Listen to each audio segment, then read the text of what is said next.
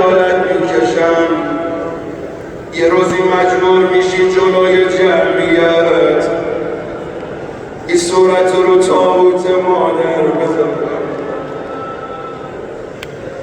یه روزی مجبور میشی دنبال تابوت مادر.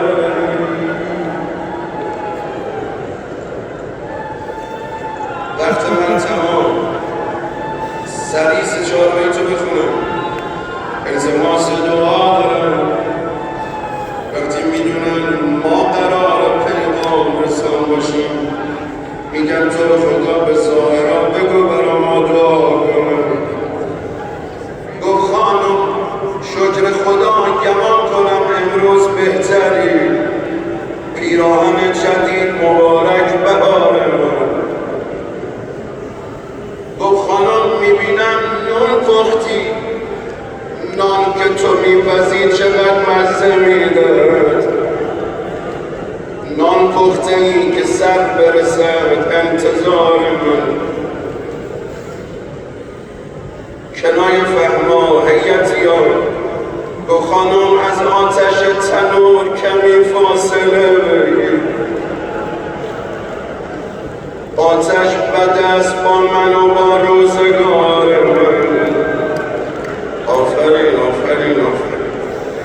بعضی ها مثل مادر مردا دارن گریه میکنن. عشق بازی رو ببین. خدا حفظ کنه استاد حاج منصور عزیزی رو. فرمود میخواد امام رضا 2 دستی بغلتون کنه، احترام خانومتون رو حفظ کنه. عشق بازی رو ببین. گفت زهرا برات لقمه گرفتم،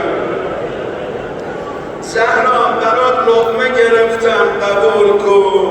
روزه بس است آب شدی روزه دار من. 2 بیت دیگه و یار معذرت میخوام. گفت اسما برای خانه 2 تابوت لازم است. مرگ من است لحظه مرگ نگار من. بیت آخرمو بخونم، حزمو بردم. انشالله برای من دعا کنیم. میخواید دادتو بزنیم بزن و دعا کنیم. تو خانم حلالم کن خانم.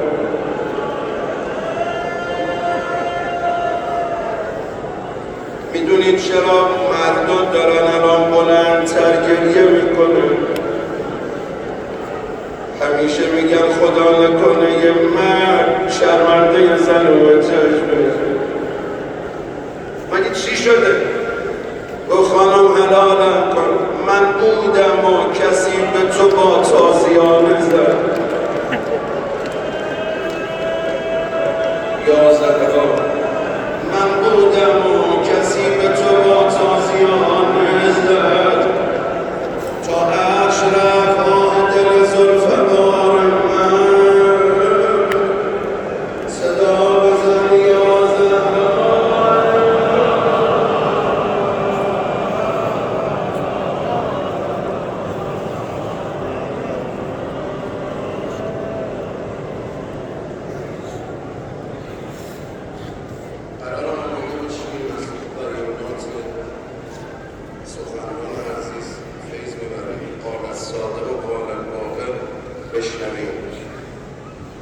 خادم محترم فرمودن خیلی مریض التماس دعا گفتم. شاید خوب نباشه پشت تریبون حرم من بگم. یه مریضی بود مدت‌ها تب داشت، مدت‌ها. از دیشب که من گفتم اگه میشه برای بیمار دعا کنید تبش قطع شد. ما ایمان داریم، ما با همینا بزرگ شدیم. خیلی مریض التماس دعا گفتم.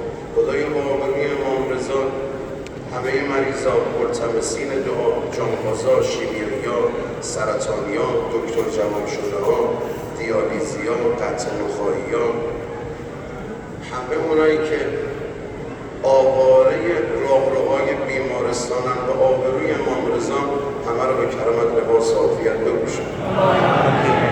رهبر عزیز سر از جانمون از بلیات حفظ بفرما.